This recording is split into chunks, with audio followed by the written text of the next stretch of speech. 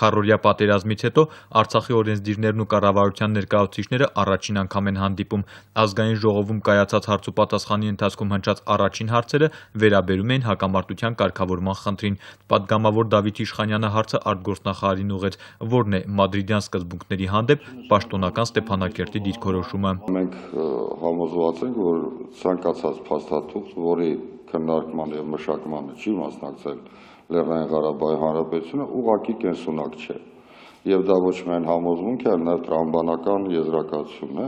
Հենց դրա համար էլ մենք պնդում ենք, դուք գիտեք մեր պաշտոնական տեսակետը, որ արցախյան կողմը պետք է վերականգնի իր կարգավիճակը որպես բանակցային գործընթացի լիարժեք կողմ։ ԼՂՀ արտաքին գերատեսչության ղեկավարը հայտարարեց, որ Ստեփանակերտը պետք է բանակցություններին միանա ոչ թե ինչ-որ փուլից, այլ հենց սկզբից, մասնակցելով կարգավորման բոլոր զարգացումներին։ Բանակցային գործընթաց ասելով մենք հասկանում ենք նրա բոլոր փուլերը, որոշակի գաղափարներ առաջ քաշելը, ընդհանուր բանակցային փիլիսոփայության մշակումը, այդ ձեռբերված պայմանավորվածությունները, եթե հնարավոր է լինում, համատեղ քննարկում, համաձայնություն եւ ինչու՞ չէ նաև